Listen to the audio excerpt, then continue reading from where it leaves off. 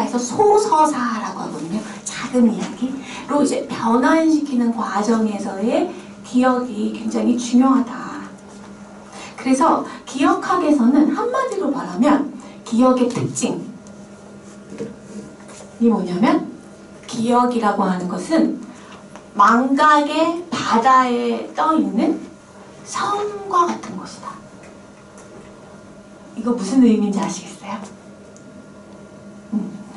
오히려 우리는 매일매일 일상적으로 하는 경험 중에서 대부분은 망각한다는 거예요. 그러니까 망각이 더 일반적인 거고, 아주 예외적으로 기억한다는 겁니다. 일부를. 그래서 바다는 망각과 같은 거고, 망각의 바다 위에 이렇게 둥둥 떠있는 섬이 있는데, 어떤 섬은 이렇게 뾰락하게 이렇게 뾰족하게 이렇게 우뚝 서 있기도 하고요. 어떤 섬은 찰랑찰랑 보일랑 말랑, 어떨 때는 보였다가 어떨 때 안 보였다가 하는 섬들도 있잖아요. 기억이 그런 거라는 거예요. 어떤 기억은 정말 한 30년 전 기억인데, 그 냄새, 날씨, 그런 것까지 다 기억나는 게 있고요. 바로 어제의 일인데도 잘 기억이 안 나는 것도 있잖아요. 그러니까 기억은 보다 굉장히 예외적인 것이다. 그런 차원에서 보자면 기억을 통해서 역사를 쓰는 이 구술사에서는 뭐죠? 그 예외성을 중요하게 생각한다는 거예요. 이분이 왜 이렇게 기억하고 있을까? 왜 그 일은 기억하지 못하고 이 일은 기억할까? 이런 방식으로 역사를 다룬다라는 것을 먼저 전제로 말씀을 드릴게요. 그래서 기억의 주관적인 특징, 기억의 불완전한 특징, 예외적인 것을 오롯이 역사로 받아들여야만 구술사를 이해할 수가 있다. 네, 그 말씀을 먼저 드리겠습니다. 그래서 그런 차원에서 보자면 기억이 예외적인 것이기 때문에 우리가 인간사, 지나간 어떤 일들, 우리가 한 모든 경험들이 모두 다 기억되는 것은 아니다 라는 말을 할 수 있겠죠. 모든 경험이 기억된다면 살 수가 없다는 거예요, 사람이. 우리는 잊어야만 살 수 있다는 겁니다. 대부분 사람들은 잊어버리는데 그 중에 일부의 경험을 기억한다. 그러면 그것이 어떤 의미가 있을까? 최근에는 이 기억에 대한 이야기를 하면서 시간이 너무 우리 뭐라고 표현하면 역사가 가속화된다고 표현을 해요. 역사학에서는 이 시간은 절대적으로 똑같이 가잖아요. 1초, 2초, 3초 이렇게 똑같이 가지만 물리적으로 이 역사적 관점에서 보면 고대부터 지금 현재까지 생각하면 역사의 시간은 어떻게 되고 있다? 점점 더 빨라지고 있다는 거예요. 즉 과거가 점점 더 빨리 우리 뒤로 넘어간다는 거예요. 그거는 기술적인 발전과도 연관이 있고요. 우리 문화랑도 관련이 있어요. 예전에는 문자가 없던 시대에는 문자 문화 이전은 구술 문화이잖아요. 말로 하잖아요. 모든 것을 말로 하고, 그러니까 조상들로부터, 선조들로부터, 아니면 마을 어르신들로부터 듣고 기억하잖아요. 그리고 그걸 반복하는 거잖아요. 그게 기록이잖아요. 구술 문화 속에서의 기억의 방식은 그래서 문자가 있는 시대의 기억 방식과는 완전히 다르죠. 문자가 있으면 어떻게 하죠? 정확해야 돼요. 정확히. 토시 하나 틀리지 않는 게 기억의 핵심이 돼버려요. 그쵸? 그 상징적인 게 뭐죠? 성경. 그래서 우리가 성경을 필사하는 것이 의미가 있잖아요. 똑같이 적는 것. 의미가 있어요. 그런데 사실은 초기의 성경은 이 문자로 적힌 게 아니죠. 구전이에요. 구전이 더 많아요. 아니면 노랫말, 시편이 그렇잖아요. 예. 구술 문화 속에서의 기억은 그래서 정확한 게 중요한 게 아닙니다. 뭐가 중요할까요? 마을에 보름달이 뜨면 마을 사람들이 모여가지고 어떤 신에게 의례를 한다, 의식을 치른다. 그러면 이걸 어떻게 하죠? 어떻게 기억하고 그걸 반복해야 되죠? 듣고. 그렇기 때문에 정확히 하는 게 아니라 뭐죠? 빠뜨리지 않고 중요한 것만 반복하면 돼요. 그래서 구술문화 속에서의 기억의 방식과 문자문화 속에서의 기억의 방식이 좀 다르기 때문에 우리가 일반 사람들이 기억하는 방식을 좀 더 이렇게 문자적으로 생각해서는 안 된다. 네. 그 다음 또 중요한 건 사람들이 그러면 모든 경험을 다 기억하는 것이 아니라면 어떤 것을 기억할까? 어떤 것 주로 잘 기억나시는 것 같아요? 지나간 일들 중에? 저는 이제 아주 제일 어렸을 때 기억이 그때 1학년쯤 갔는데 현충일이었는데요. 이제 지금은 이제 현충일이 누구를 위해서 하는 건지 알잖아요. 근데 제 생각에는 현충일이 이렇게 우리가 곤충 채집하고 막 이래서 곤충들도 많이 죽이고 막 이래서 그런 거를 안타까워서 그렇게 그런 곤충이나 이런 거를 위로하는 그런 날인 줄 알았어요. 근데 그 기억이 오랫동안 이게 제가 나이가 많지만은 현충일이 되면 그게 생각이 나요. 충격적인. 어? 쇼킹적인. 충격적이었던 거. 기억하기가 딱 그렇게 얘기합니다. 대부분의 사람들은요, 유년 시절을 더 잘 기억해요. 그쵸? 유년 시절 되게 옛날인데 더 잘 기억한다니까요. 1년 전 오늘보다, 6월보다 내 어린 시절 어느 시점의 6월 더 잘 기억해요. 하나 더 얘기할게. 그러면요. 그 전에는 이렇게 소독하느라고 소독차가 학년이 전에 막 다녔어요. 근데 소독차 냄새가 좋아서 막 쫓아가다가 제가 길을 잃었어요. 그러니까 집을 잊어먹은 애가 된 거예요. 그래서 파출소에 가서 앉아 있는데 이제 그러니까 뭐 이래서 제가 저희 아버지가 시청에 다니셨거든요. 그래서 어떤 시청 무슨 누구라고 그래 누구 딸이라고 그래서 그 찾았대. 그래서 그 기억도 아주 생생해요. 이것도 아까 말씀하신 것처럼 좀 충격적인 거예요. 길을 잃은 거. 나에게 굉장히 인상적이었던 거, 충격적인 거. 그래서 이걸 이제 트라우마 기억이라고 그러거든요. 되게 충격적인 것도 잘 기억하고요. 아니면 유년 시절은 되게 일상적이었지만 기억해요. 왜게요? 즐거워서, 행복해서요. 사실은 생각해보면 유년 시절이 지금만보다 더 행복한 분도 있었겠지만 너무 힘들었던 적도 있을 겁니다. 근데 사람들은 나이가 들면 들수록요, 유년 시절을 떠올리면 좋았다는 생각을 한대요. 그런 경향이 많대요. 그래서 반복하는 거예요. 반복하니까 그 섬이 더 이렇게 우뚝 솟는 거죠. 예. 어떤 또 기억을 주로 남기고 싶어 하냐면 사람들은 없어질 것 같은 거. 네. 내가 기억 안 하면 사라질 것 같은데, 이거 중요한데 사라질 것 같으면 기억하고 싶어 합니다. 그게 최근에 사람들의 어떤 것들로 나타나냐면 특히 젊은 세대들 사이에 뭐가 있냐면요, 아까 그랬잖아요. 역사가 너무 빨리 지나간다고. 젊은 세대들도 그 느끼는 거 뭐냐면 내가 어린 시절에 살았던 우리 마을이 한순간에 그냥 개발이 돼버려서 흔적도 없이 사라지는 경험들을 너무 많이 하는 거예요. 우리 예전에는 마을이 그렇게 빨리빨리 없어지지 않았잖아요. 근데 요즘은 흔적이 없어져 버리죠, 완전히. 그래서 요즘은 어떤 것들이 좀 이슈가 되고 있냐면 재개발 지역에 살았던 세대들이 자기가 어린 시절에 살았던 마을이 재개발된다는 소식을 들으면 그걸 기록하려는 활동을 하기 시작합니다. 그 대표적인 사례가 몇 년 전에 둔촌동 있죠. 강동구 둔촌동에 주공아파트 어마어마한 대단지였잖아요. 거기 지금 다 철거돼서 지금 다시 아파트 들어왔잖아요. 여기가 철거된다는 소식을 듣고서 어떤 20대 직장인이 내가 살았던 내 유년 시절의 추억이 있던 그 단지가 사라진다고? 모여라. 여기서 유년 시절을 보냈던 사람들 모여라 해서 안녕둔촌 주공아파트라는 이름으로 아카이빙 작업, 기록 작업을 했어요. 그래서 다큐멘터리 영화도 만들고요.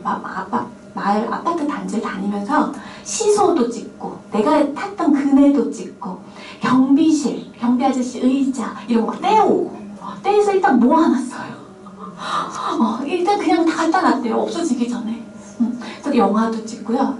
그걸 이렇게 모아놨는데 그게 이슈가 됐어요. 그래서 지금 이 안녕둔촌 주공아파트 이 아카이빙 작업의 결과는 서울기록원이라는 데가 있거든요. 거기서 특별히 수집한 기록물 아카이브로 돼 있습니다. 그래서 가시면 서울기록원 은평구에 있는데요. 전시가 되어 있어요. 그래서 각 지역, 뭐 강남 개포 주공아파트도 그래서 요 사례를 통해서 그런 작업을 했고, 과천도 재개발 지금 막 할 거잖아요. 저 지금 목동에 사는데 목동 아파트도 아마 지금 이제 10년 안에 그럴 거거든요. 그럼 이제 그런 작업들. 그래서 사라질 것 같은데 내가 이게 너무 안타까울 때 어딘가에 이거를 이렇게 탁 사진첩 속에 사진을 넣는 것처럼 내가 중요하다는 사진만 우리가 먼저 좋은 사진첩 안에 이렇게 넣잖아요. 그런 것처럼 기억하고 싶어 한다라는 것이죠. 그래서 이런 차원에서 보면 기억하고 그것을 기록으로 남기고 역사로 남긴다라는 것은 결국은 뭐다? 시선과 관련된 거예요. 어떤 걸 어떤 의미로 바라보느냐. 그죠? 뭘 중요하게 생각하느냐. 그런데요. 사실은 아까 안녕둔촌 주공아파트 사례도 말씀드렸지만 그때 이 마을 아카이빙을 시작했던 그 20대 청년도 사실은 고등학교 때 이사 갔대요. 지금은 다른 데 살고 있어요. 그런데 이분이 나서서 아카이빙을 했거든요. 정작 그 단지에 살았던 사람들은 별로 참여하지 않았어요. 왜? 여기가 개발되는 게 더 좋아요. 지금 산 사람은. 실제로 제가 마을 아카이빙 다니면, 마을 기록 다니면 저한테는 너무 중요한 거 같거든요. 그 마을 이제 창고 같은 데 있는 막 그런 물건들이 저는 이게 너무 중요한 물건 같아요. 그런데 마을 분들한테는 그냥 처박아둔 창고에 있는 처치곤란한 무언가예요. 그래서 이 시선이라는 게 중요하다는 거예요. 누군가에겐 중요한데 오히려 그걸 익숙하게 생각하는 사람한테는 중요하지 않아 버리는 거죠. 제가 인터뷰 다니면 어르신들 집으로 주로 가고 싶어 해요. 그러면 집을 이렇게 데리고 오십니다. 그러면은 제가 전화로 물어보거든요. 저 가면은 옛날 사진 좀 꼭 준비해서 보여주세요. 그러면은 없어 그러세요. 무조건 없대요. 없어. 그런 게 어딨어. 그래서 제가 일단 갑니다. 가면 있어요. 중요하다고 생각하지 않기 때문에 그래요. 노다지예요. 너무너무 중요한 사진들이 있어요. 일단 어디서부터 있냐면 거실에 딱 앉아 인터뷰하면은 거실에 딱 앉으면 있어요. 중요하게 생각하는 사진 거실에 붙여놓지 않으세요? 뭐 걸어놓으셨어요? 거실에 사진. 가족 사진 있어요? 네. 또 가족 사진이 제일 가족 사진. 그 일부러 그렇게 걸어놓으시는 거잖아요. 그게 좋으니까. 또 부모님 사진 걸어놓으신 분 있으세요 혹시? 네, 부모님. 아니면 손주 사진 다 있으시죠? 솔직히 말하면 손주 다 있으시죠? 어르신들 집에 가서 제가 참 인상적인 게 저는 항상 인터뷰하기 전에 그분의 공간을 찍어요. 그러면 이분을 이해할 수 있으니까. 네, 뭘 중요하게 생각하는구나. 어떤 손주를 이뻐하시는구나. 어떤 아들은 좀 별로고 아픈 손가락 안 아픈 손가락이 있거든요. 솔직히 있잖아요. 그런 거. 왜냐면 그분을 아는 거, 알아가는 과정이거든요. 그게 시선이에요. 나는 무심코 했지만 그게 누군가에게는 굉장히 중요할 수 있다. 제가 작년에 이거 보여드렸었나요? 기억 안 나시면 다행이네요. 다시. 이 사진 보면 혹시 뭐 떠오르는 거 그냥 막 얘기해 보세요. 이거 어디 갔냐, 뭐 갔냐. 한강? 왜? 한강에 옛날에 60년대 모래사장이 있고 저렇게 수영들하고 놀았고 모래사 모래사장처럼 보이시는구나. 그래요? 아니요, 맞아요. 근데 여기 한강 같아요? 장진호요, 장진호. 장진호? 왜? 어떻게 구체적으로? 다음 사진도 보니까 다음 사진이 아예 스포가 됐네. 근데 장진호 아닌데요? 흥남부도 아니야? 흥남부도 피난 막 나오네요. 그죠? 그런 느낌으로 말씀하신 거죠? 장진호 전투 때문에 그러니까요. 요거까지 보니까 딱 그런 느낌이 됐습니다. 한강 맞아요. 신기하죠? 모래사장님. 겨울이죠? 서울에도 저런 데가 언제 같아요? 다리가 쓰고 나서 한국전쟁 당시에 한강을 다리가 끊어져가지고 한강을 이제 꽁꽁 얼은 한강을 건너가기 위해 준비하고 있는 사람들. 중요한 사진. 일사후 때 1.4대 때 맞아요.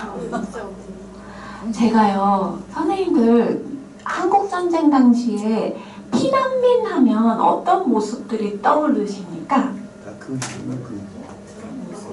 저런 모습. 보따리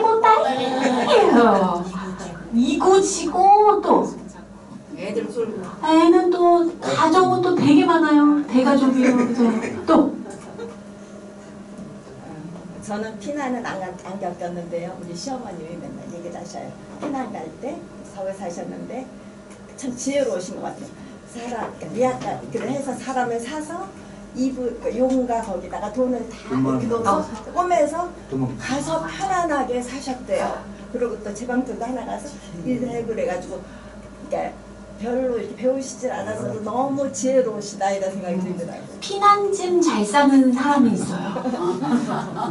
그거 되게 중요해요. 네, 그래요. 무엇을 가져갈 것인가. 그래서 하나씩 꺼냈었다 그래서 너무 놀랐어요. 그치. 근데 사실 옛날에 돈 뭐 현금 그렇게 받는 집이 많지는 않아가지고 아까 말씀하신 것처럼 이불 보따리에 꼬매가지고. 하나님 말이요. 하나 제일 힘들어요. 그렇지 않아도 어제도 그 생각이 생각하는데 내가 살던 곳이 이제 논산인데 논산. 포로수용소가 거기 있었어요. 논산 포로수용소 거제도 다음에 제2 포로수용소. 네, 있는데 그 사람들 막 죽으면은 이제 그러다가 우리 뒷동산입니다. 묻는 보고서는 그게 굉장히 최초로 이제 뭐 어렸을 때 공포를 이렇게 그때 2살, 3살 때예요. 근데 기억하시구나. 이제 그렇게 하고 그걸 닦을 때 이제 그 볼도장 요즘 말은 볼도장 부여해서 깜찍하겠다고 옛날에 삽이 이렇게 길 닦는 거 거기까지 있고 왜냐면 그게 이제 폴들만 갖다 그게 아니라 그 인분 폴들 인분을 갖다가 이제 폴들 이렇게 드럼통하고 한 개를 잘라가지고 양쪽에 철사를 있는 게 아니고 몸으로 하는 거예요. 왕땡이 때 두 사람이 하나씩 때 나가지고 그냥 이거 굉장히 더러웠어요 그 뒤로.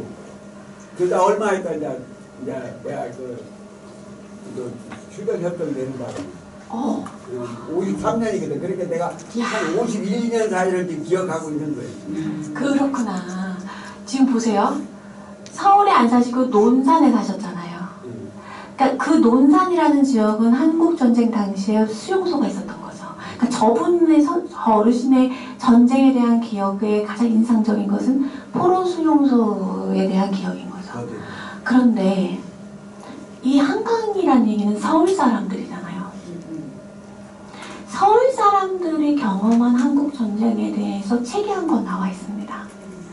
서울시사편찬위원회에서 서울 사람들이 경험한 당시 한국전쟁 당시에 서울에 있었던 사람들에게 인터뷰를 해서 아까 어르신들이 말씀해 주신 것처럼 이렇게 경험을 이야기하시는 거예요. 그러면 서울 사람들은 일단은 가장 서울 사람들의 한국전쟁에 대한 기억에 되게 인상적인 건 뭐냐면 한강다리가 끊어진 거랑 이 피난, 그래서 한강을 건너는 거 하죠. 그리고 또 뭐죠? 한국전쟁이 일어나면 선생님들 1950년 6월 25일 새벽에 발발했잖아요. 어디야? 인민군을 처음 본 게 언제일까요? 서울 사람들은. 서울에 인민군이 입성한 거. 3.15라고 있었어. 정확해. 역시 이거 제가 학부나 대학원에 가면 절대 나오는 답이 아닌데 여기서 나오잖아요. 3일 뒤에. 3일 만에 서울에 들어옵니다. 3일 만에 네. 그 정도라도 미아리로 넘어왔다. 루트까지 아시잖아요. 그러니까 의정부 사람들은 더 빨리 받겠고 파주 사람은 더 빨리 받겠고 이렇게 됐겠죠. 3일 만에 서울이 저희 외할머니는 경상남도 진해에 살고 계셨어요. 할머니는 인민군을 본 적이 없죠. 어디에 살았는가? 내가 살던 공간과 경험은 연결되어 있는 거예요. 그래서 어르신의 기억과 다 다른 거죠. 이걸 제가 이제 사진을 보여드린 이유는 뭐냐면 한국전쟁 하면 피난민 하면 이런 모습 떠올라요? 라고 하셨죠. 근데 제가 질문을 할게요. 전쟁은 몇 월 달에 발발했죠? 6월 20일 이런 지금 오늘 같은데 그죠? 근데 왜 우리가 기억하는 피난민은 대부분 겨울의 모습일까? 막 손바지, 누비 옷에 껴입고 아이들은 전쟁 고아들은 얼굴이 다 터져서 빨갛고 그죠? 네, 동상이 걸려가지고 왜 그럴까요? 그쪽에서 쳐들어왔다. 우리가 더 이렇게 전세가 더 우월해서 이렇게 올라갔다고 왔다 그러면서 왔다 갔다 하면서 그런 것 때문에 그러지 않나요? 아니에요? 아니에요? 이사를 구입하지고 사람들이 더 추적하고 기억하고 싶은 건 어려운 고생, 고난 그냥 이런 부분을 힘든 거 찍어서 그래. 힘든 거 찍어놓는 거. 힘든 거. 기억하고 대비가 안 됐고 예. 그때 피란을 안 갔고 그 피란 시절의 그 어려움을 기억하고 아 제가 고향이 파주라. 제가 고향이 파주라. 인증 저기 한강을 건너는데 네. 우리 그때 형하고 나하고 둘이 내가 그때 2살 먹었는데 한강 건너다가 죽을 뻔했어. 엄마가 이불 막아가지고 반에 건너는데 30원 내고 하나 반에 건너는데 울어가지고 이불 막은 거 이불. 그게 내가 기억은 안 나지만 내 지금 상상을 해보면 내가 죽을 뻔했다고. 소리나면은 들키니까는. 그렇게 건넜어 거기서 강을. 파주 사람들은 엄청 힘들었어요. 세상에. 왜냐면 제가 2년 전에 그 개성에서 일제강점기 이후에 해방되고 나서 이북에는 이제 공산주의 정권이 세워지니까 개성에서 지주 집안으로 살다가 이제 견디기 힘들어서 그 남쪽으로 내려오신 그러니까 실향민 인터뷰를 하는데 그분이 남편이 먼저 이제 도망을 갔어요. 여자분이었는데 일찍 결혼을 해서 아이가 하나 깐난쟁이가 있는데 남자가 제일 위험하잖아요. 그러니까 남편을 먼저 내려보내고 이제 시댁 어르신이 너도 빨리 가라. 남편 따라가라 해서 아까 말씀하신 것처럼 사람들한테 돈을 주고 밤에 건너는 거예요. 그분은 이제 개성에서 출발했었으니까 강화도로에서 임진강을 건너잖아요. 밤에 건너는 거거든요. 그러면 똑같아요. 소리가 나면 안 되는 거죠. 근데 깐난쟁이가 있잖아요. 어떻게 했냐면 깐난쟁이가 울어버린 거예요. 그러니까 사람들이 줄 서서 가다가 우리 다 죽는다. 다 죽는다 하니까 이제 아이를 물속으로 담궜어요. 왜냐면 조금 남았기 때문에 담궜어요. 이게 이렇게 막아도 소리가 새어나왔기 때문에 그래서 무트로 나왔더니 아이가 죽어있더라. 저한테 그 이야기를 하셨었거든요. 제가 그 이야기 이제 인상적인데 어르신이 지금 그 얘기를 하시는 거예요. 예, 그런 거 강을 건넌 경험은 이렇게 남아있는 거고요. 예. 자, 아까 말씀하신 것처럼 왜 우리는 피난민 하면 한국전쟁 당시에 피난민 하면 겨울에 이렇게 짐을 싸서 대규모로 이동하는 모습들을 우리가 익숙하게 기억할까? 전쟁은 6월이었는데 왜 이런 질문을 우리는 사실은 잘 해보지 않았어요. 그런데 직접 구술을 통해서 어르신들을 통해서 그 시절을 경험하신 분들을 통해서 전쟁 났을 때 그럼 어떻게 하셨어요? 라고 질문을 하게 될 거 아니에요. 그러니까 구술을 하게 되면 되게 디테일한 질문을 하게 돼요. 그러면 어떻게? 이런 답이 나온다는 거예요. 근데 우리 선생님들 전쟁이 딱 발발하면 그때 당시 사람들 입장에서 생각해 보시면 피난짐 싸서 도망가야 됐을 것 같지 않아요? 그쵸? 근데 어땠다고요? 아까 말씀하신 것처럼 안 갔다고요. 대부분은 피난을 가지 않았어요. 한국전쟁 당시 6월 25일 전쟁이 발발하고 나서 대부분의 사람들은 피난짐을 싸지 않았습니다. 서울의 통계를 보면 서울 시민 중에 3분의 1도 가지 않았어요. 말씀하신 게 맞아요. 박수 친 사람도 있고. 응? 박수 친 사람도 있다. 또 아니면 어떤 거? 생각해보세요. 1950년이면요. 해방된 지 5년밖에 안 됐고요. 남한만의 단독 정부가 수립된 지 3년도 안 됐을 때예요. 그러니까 어쩌죠? 이렇게까지 분단이 길 거라고 생각하지도 않았고요. 그렇게까지 남과 북이 이렇게 갈라져 있는 그 심리적으로 그렇게 인식하지 않았어요. 곧 우리가 통일한다 생각하고 있었고요. 인민군과 국군이 그렇게 다르게 느껴지지도 않았어요. 네. 왜냐면은 수학여행을 서울 사람들은 어디로 갔냐면 개성으로 갔고요. 개성 사람들은 서울로 왔거든요. 경복궁으로. 기차 타고요. 그죠? 경의선 철도 타고 서울역 내려서 개성 사람들 하루에 그냥 수학여행 갔다가 돌아갔어요. 서울 분들도 냉면 진짜 먹고 돌아왔을 수 있어요. 기차 타고. 그죠? 그런 가까운 막 거리였다고요. 심리적으로도요. 그래서 대부분의 사람들은 전쟁이 그래 났다. 그리고 일단 6월 25일 날 빵 터졌지만 아시다시피 이미 그 전부터 해방되고부터 몇 년 동안 계속 어떻죠? 국지전은 계속 있었어요. 계속 시끄러웠어요. 이렇게 이렇게 한국 전쟁이라고 불릴 만큼의 큰 전쟁이 될 거라는 걸 아는 사람은 아무도 없어요. 그래서 대부분의 사람들은 내가 뭐 군인도 아니고 내가 뭐 잘못한 것도 없는데 우리는 그냥 여기 잘 있으면 되겠지. 짐을 싸지 않았어요. 그러면은 짐을 싼 사람들 3분의 1은 갔다 그랬잖아요. 왜 가셨을까요?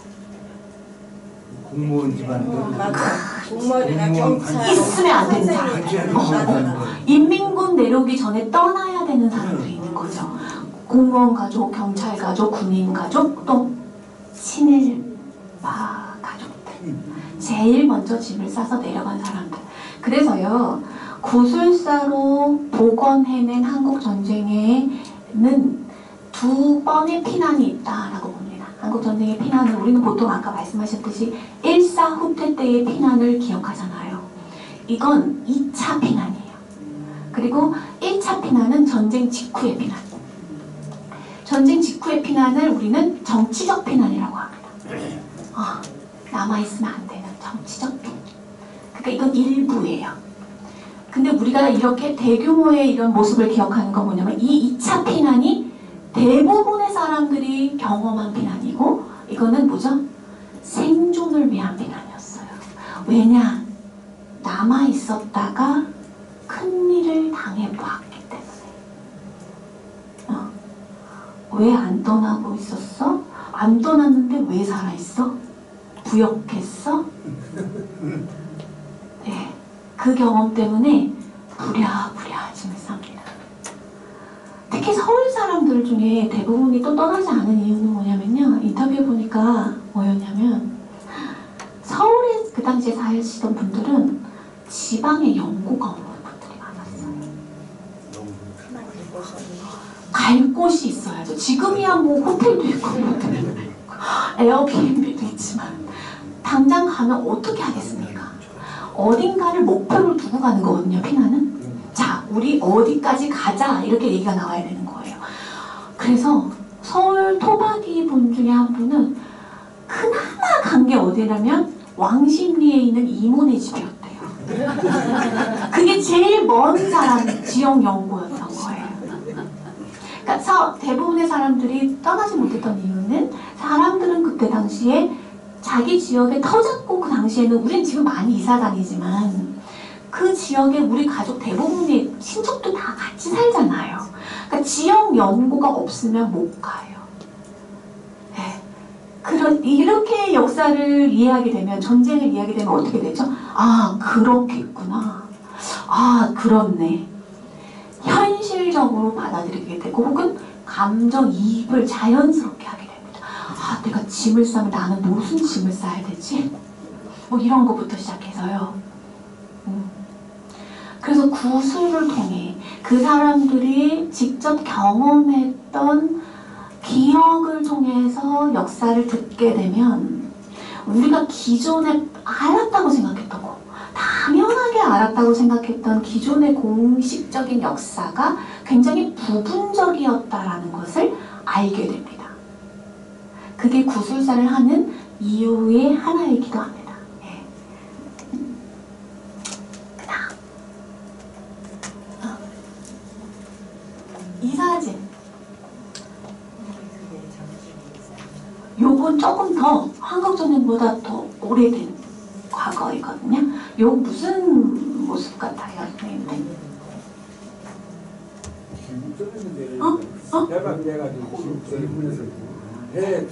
해외에서 뭔가가 들어오는 것 같아?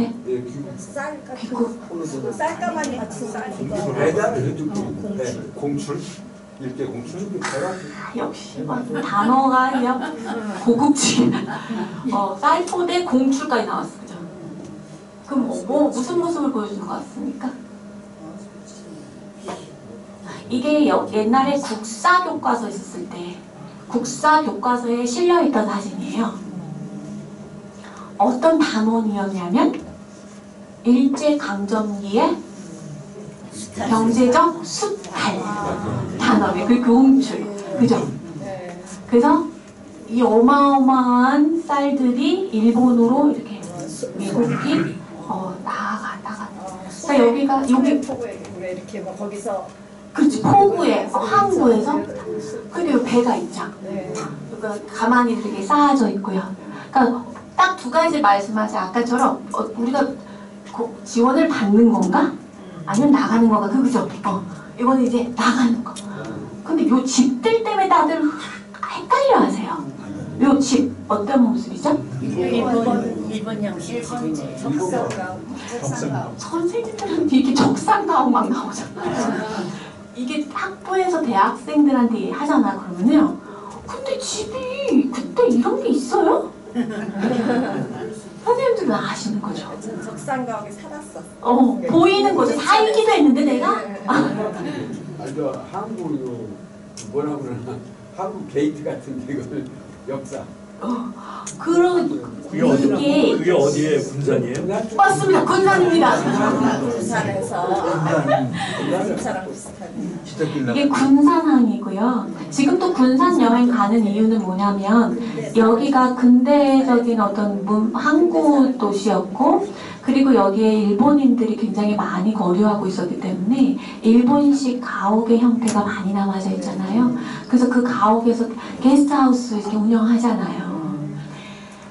일본 사람들이 딱 그때 당시에 좋아하던 집의 구조죠. 목재로 짓는데 양식은 서양식이고 유리창을 만들어 놓은 그런 이국적인 스타일의 집을 좋아했고요. 특히 항구 근처에 사는 이유는 이 사람들 대부분 무역 관련한 상인들이 많이 살았고 언제든지 떠날 수 있도록 빨리빨리 움직일 수 있도록. 자, 이 사진을 제가 보여드리는 이유는 뭐냐면 선생님들 너무너무 척척 다 맞추시기 때문에 보여드리는 이유는 뭐냐면요. 이 사진이 국사교과서의 그 단원에 일제강점기 하에 미국 수출, 수탈, 아까 뭐라고 하셨죠? 공출 뭐 이런 거 얘기하시죠?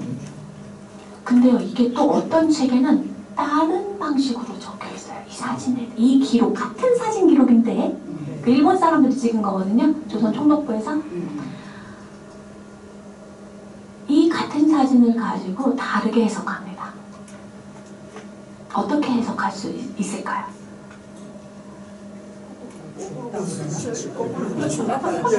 도와서 뺏은 게 아니라 준 거라고. 준 거라고? 또 다른 대답 드릴게요. 수출은 증상 수출. 수출로 생각하는 거예요. 수출하는 소위 돈을 비용을 아주 잘 쳐주는 거. 그렇지. 긍정적. 일제 강점기의 경제적 수탈로 보는 수탈론의 입장이 있고요. 한편으로 뉴라이트 역사관 쪽에서는요, 특히 경제학을 연구하는 사람들 그 관점에서는 일제 강점기가 반드시 부정적일까?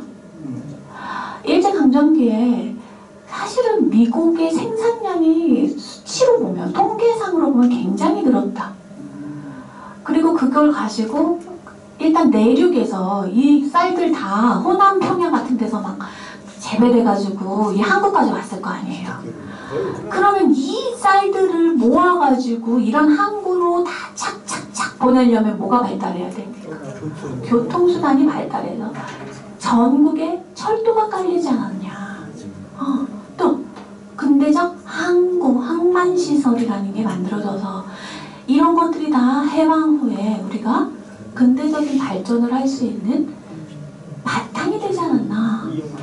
이렇게 얘기하는 소위 식민지 근대화론의 입장에 있는 사람들은 그렇게 같은 사진을 놓고도 다른 방식으로 활용한다는 겁니다. 해석한다는 거예요.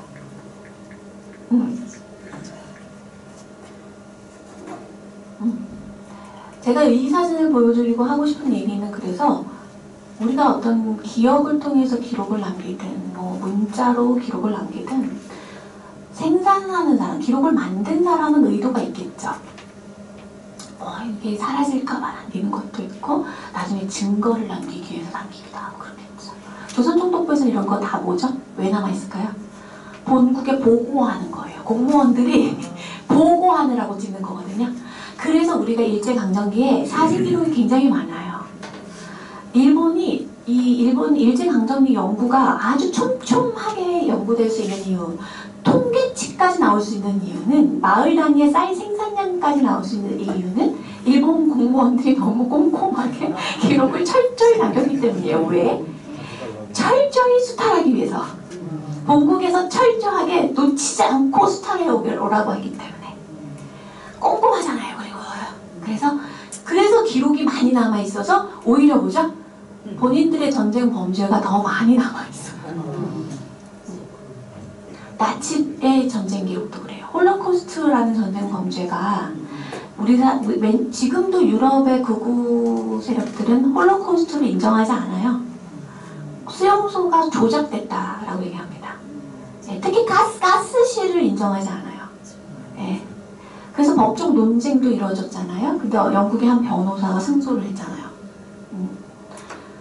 그런데 이 나치의 홀로코스트 범죄가 그래도 다 알려져서 뉘른베르크 전범 재판에서 이 사람들이 이제 그 사형 선고나 뭐 1급 전범 선고를 받을 수 있었던 이유는 뭐냐면, 이 전쟁 말기에 나치들이 각자 제일 먼저 했던 게 뭐냐면 수용소 시설의 흔적을 지우는 거였어요. 그래서 그 짧은 시간에 더 많은 사람들이 죽었고요. 그런데 몇몇 수용소들이 미처 치워지지 않았는데 연합군들이 들이닥친 거예요. 그 수용소의 중에 제일 유명한 게 뭐죠? 아우슈비츠. 아우슈비츠 수용소가 유명한 이유는 그 당시에 연합군 중에서 어떤 사람이 나중에 이 전쟁 범죄를 정확하게 물어야 한다. 카메라로 촬영을 했어요. 동영상으로. 수용소 들어가면서부터 찍었습니다. 아주 생생한 기록이고요. 그건 지금 미국 홀로코스트 뮤지엄이라고 네이버에 치시거나 하시면 홈페이지가 있고 거기 가면 그 영상이 풀로 다 올라와 있어요. 너무 충격적입니다. 우리에게 보여주는 건 일부예요. 그때 당시에 수용소에 딱 들이닥쳐서 그 당시의 모든 모습을 다 기록을 했어요. 그게 나중에 뉘른베르크 전범 재판에서 법정 기록으로 쓰였어요. 그런데 같은 사진을 보고도 또 다르게 해석하기도 해서 지금도 논쟁이 있다는 거고요. 이런 거예요. 그러니까 우리가 어떤 사진을 남기든 문서를 남기든 기록을 남기는 사람은 어떤 의도가 있는데 그걸 나중에 그 기록을 이용하는 사람, 그죠? 다 다르죠. 이용하는 목적이 다 다르다는 거예요. 그럼 우리가 기록을 남기는 입장에서요. 내가 기록을 남기는 사람이라 그러면 어떤 방식으로 기록을 남겨야 될까? 자꾸 무리한 쪽으로. 내가 이 기록을 남기는 나의 관점을 최대한 자세하게 기록에 남기고 그 이후의 일은 그 다음 사람들의 몫인 거예요. 기록을 이용하는 사람들의 해석의 영역일 수밖에는 없다라는 겁니다. 네. 계속 할게요. 일단 중요한 건 기록이 일단 남지 않으면 뭐죠? 존재 자체가 없어지는 것과 같아요. 실제 홀로코스트 수용소에 갇혀져 있었던 아우슈비츠 수용소에서 살아남았던 조르조 아감벤이라는 사람, 이 사람이 나중에 역사학자가 돼서 책을 남겨요. 자기 전기. 그래서 아우슈비츠의 살아남은 자들이라는 책을 만드는데 거기에서 이 사람이 뭘 얘기하냐면 내가 제일 무서웠던 거, 수용소에서 가장 고통스러웠던 거, 역사 공부를 하는 내가 제일 고통스러웠던 건 뭐냐면 밤마다 신입대 장교가 들어와서 그렇게 외친대요. 여기 있었던 일들은 모두 인멸될 거다. 니네가 여기 있었다는 것 자체가 안 남을 거다. 우리가 그렇게 할 거다. 그게 가장 두려웠대요. 내가 여기서 죽을 거다. 죽더라도 내가 여기 있었다는 거, 어떻게 죽었다는 거, 그게 알려진다라고 믿었기 때문에 사람들은 버텼대요. 그래서 어떻게든 막 담뱃값 같은 데다가 못으로 기록했죠. 나중에 다 발견됐어요. 수용소 위에 천정 있죠. 나무 위에 숨겨놨어요. 담뱃값에 못으로 막아서 나의 이름 누가 여기 있었다. 그쵸. 벽에다 다 적었죠. 네. 근데 그걸 알고 있었어요. 그래서 너희들의 존재 자체를 없앨 거다라고 매일 협박했대요. 그래서 그걸 건디지 못해서 죽고 싶었다라는 거예요. 그쵸? 그 무슨 마음인지 아시겠죠? 네. 사람은 죽어서 이름을 남기고 호랑이는 가족을 남긴다는 말이 그냥 있는 게 아니거든요. 자, 요 사진. 요거 잘 안 보이시면 그거 프린트 한번 보세요. 근데 스포가 돼 있죠, 지금 그거 들여서. 요 사진은 여기서 혹시 요거 보면 요 그냥 모른 척 하시고 무슨 사진 같습니까? 다 스포 됐죠? 여기 혹시 아는 사람 있으세요? 자세히 보면 아는 사람 있으실 텐데 3명은 있을 텐데요. 되게 유명한 사람 3명 있어요. 아기 모습이 가운데 있고 저기 만화대라. 얼굴 보여요. 자세히 보세요. 고종한게. 고종한게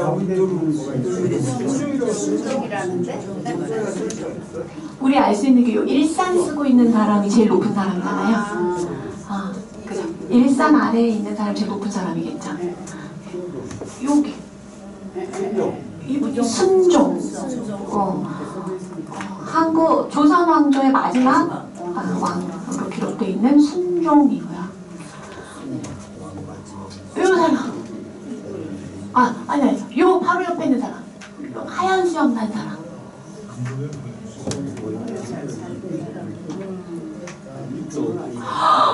이토 히로부미. 요 사람이 이토 히로부미입니다. 요 사람 누구게요? 이완용이에요. 3명 있죠? 저는 3명밖에 못 찾았어요. 이 사진은 1909년에 찍힌 사진이고요. 이토 히로부미에 의해서 아주 계획적으로 찍힌 사진입니다. 딱 이렇게 찍으라고 했어요. 그래서 사진사가 찰칵 찍은 거예요. 왜 이런 사진을 남기라고 했을까? 이토는 1909년 하면 어떤 시점일까요? 일본이 1년 전이고 그리고 나서 거기를 위로한답시고 창경원으로 했잖아요. 진짜 선생님들하고 하니까 술술 나. 제가 퀴즈를 낼 수가 없습니다. 저보다 더 잘 아시기 때문에. 예, 1909년에 이 사진을 찍고 1년 뒤 경술국지. 그래서 한일 강제 병합 조약이 이제 조인이 됩니다. 국권이 완전히 상실되기 1년 전에 이토 히로부미가 순종을 데리고 만월대에 가서 찍은 사진이에요. 네, 이거는 의도적으로 이렇게 찍고 이거를 어떻게 하려고 했냐면 조선의 인민들한테, 조선 사람들한테 공개하라고. 선전용인 거죠. 네. 이게 어떤 효과가 있었을까요? 이 사진을 왜 찍게 했을까요? 만월대는 고려 왕조의 수도인 개경에 있던 법궁터예요. 1909년 당시도 이거는 고려 때 터니까 이미 이렇게 폐허가 돼 있는 거죠. 그러니까 지금 조선왕조로 생각하면 경복궁인 거죠. 네. 이 개경에 가서 지금 그때 당시는 개성이겠죠? 개성에 가서 이제 일부러 이 순종을 여기 데려가서 이 사진을 찍게 한 이유는 나중에 알게 됩니다. 이토 히로부미의 전기. 이토 히로부미는요, 일기를 너무너무 열심히 썼어요. 네, 이 사람 기록에 대해서 되게 중요하게 생각했거든요. 아주 꼼꼼하게 썼습니다. 거기에도 나와 있고요. 또 제가 이걸 알게 된 것은 제가 이토의 일기를 본 적은 없었지만 제가 재작년에 김훈이라는 소설가의 하얼빈이라는 소설을 읽었어요. 읽어보셨어요, 선생님 때? 그 책 되게 잘 읽히더라고요. 한 권으로 딱 돼 있는데 그 하얼빈이라는 소설은 어떻게 쓰여있냐면 한 장 한 장씩 이렇게 교차돼가지고 이토의 관점에서의 시점 이야기, 이토의 이야기, 그리고 한 장은 안중근의 이야기로 돼 있어요. 그러니까 같은 시점에 어떤 생각을 각각 했는가를 상상한 거예요, 소설가가. 그래서 마지막 장에 어디서 만나게 될까요? 하얼빈 여기서 만나게 되는 거예요.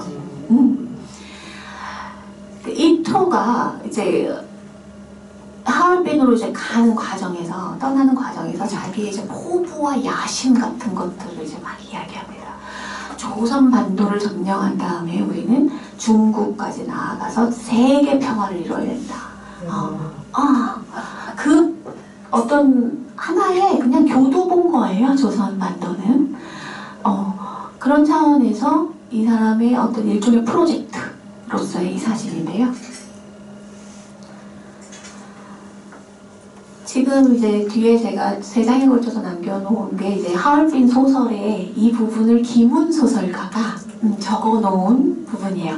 읽어보셨어요? 제가 한번 쭉 읽어볼게요. 한번 잘 들어보세요. 서북 순행열차는 귀로의 개성역에서 정차했다. 이토가 설계한 일정이었는데 개성은 고려 500년의 도읍지이므로 조선 황실은 일정에 동의했다. 고려 왕궁터인 만월대를 돌아보는 일정도 미리 잡혀 있었다. 순종은 돌계단 33개를 걸어 올라갔다. 이토가 뒤따랐다.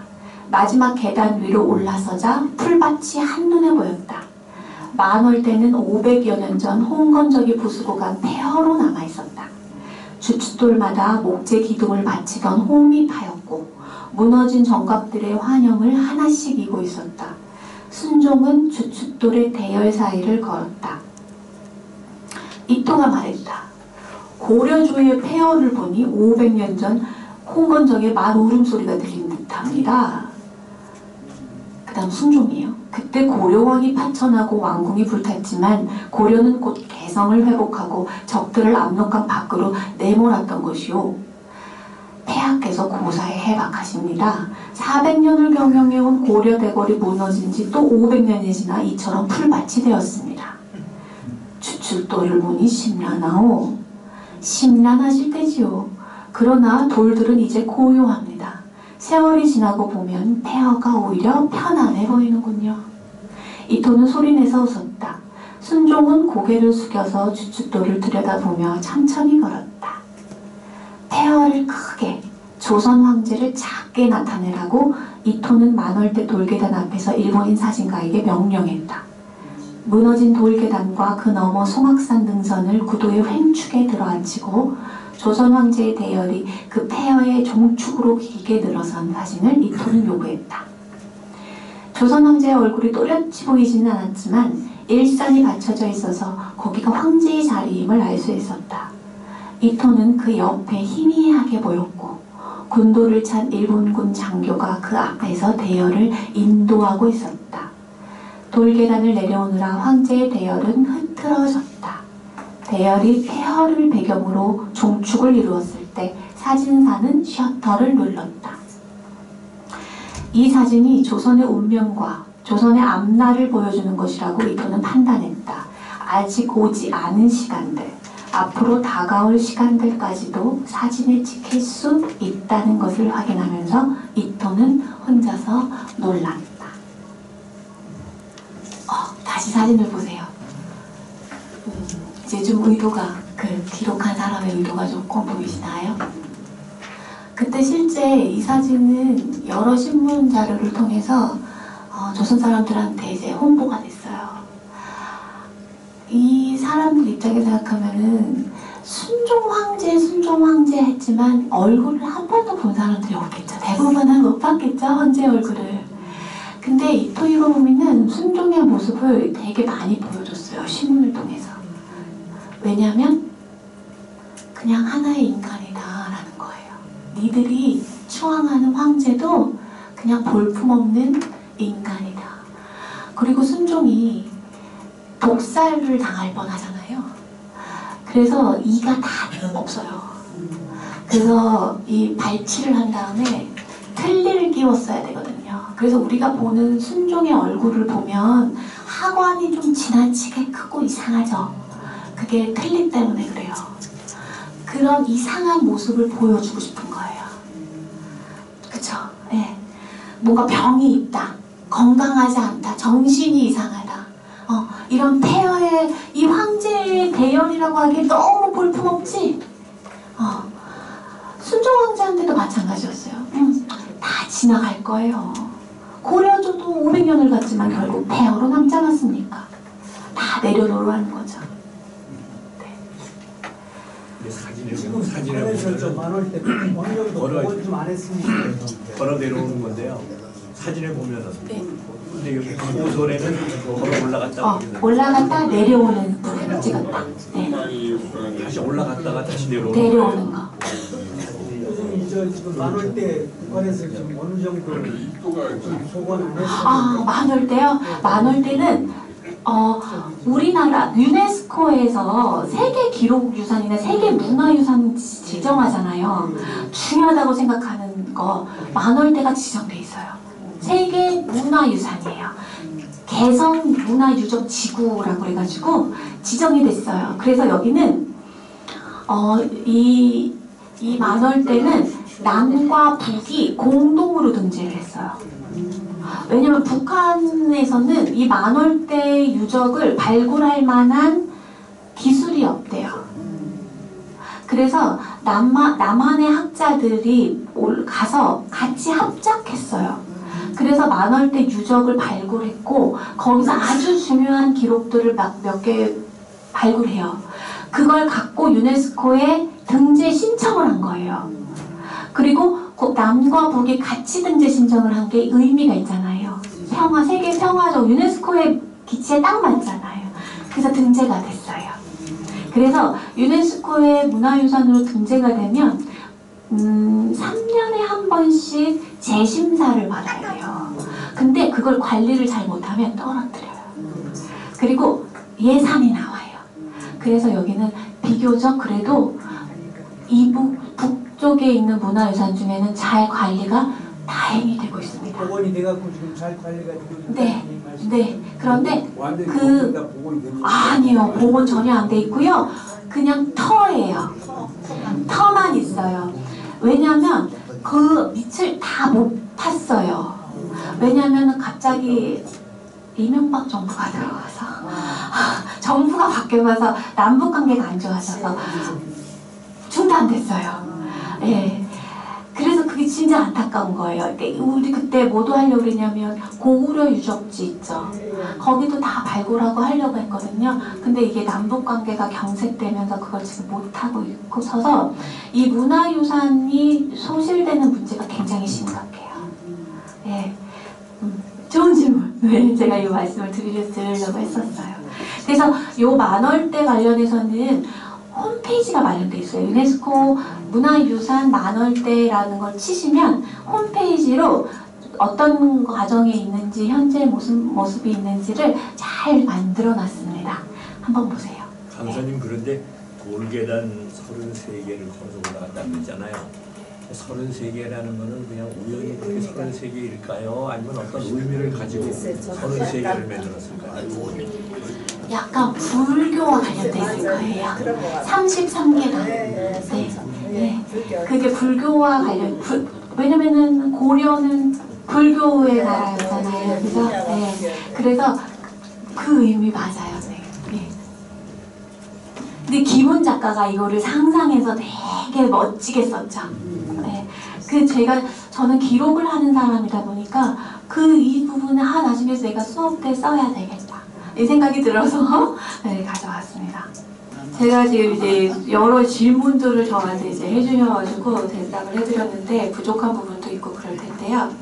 이 김훈 작가의 이제 사례를 제가 이제 한번 보여드린 이유는 제가 생각할 때 역사라는 거는 저는 이제 예전에 역사 교육학을 했어요. 그래서 고등학교에서 역사 선생님을 하다가 공부를 더 하고 싶어가지고 공부를 더 한 케이스인데 그때 이제 역사 이론을 교육학을 배우다 보면은 역사적인 사고력 그걸 아이들한테 어떻게 키워줄 것인가 했을 때 역사적 사고력에서의 여러 요소가 있는데 그 중에서 가장 중요한 부분을 뭐라고 하냐면 역사적인 인간이 되기 위해서 역사 인식이라고 하는 것을 받아들이기 위해서 가장 중요한 것은 뭐냐면 역사적인 상상력과 감정이입이에요.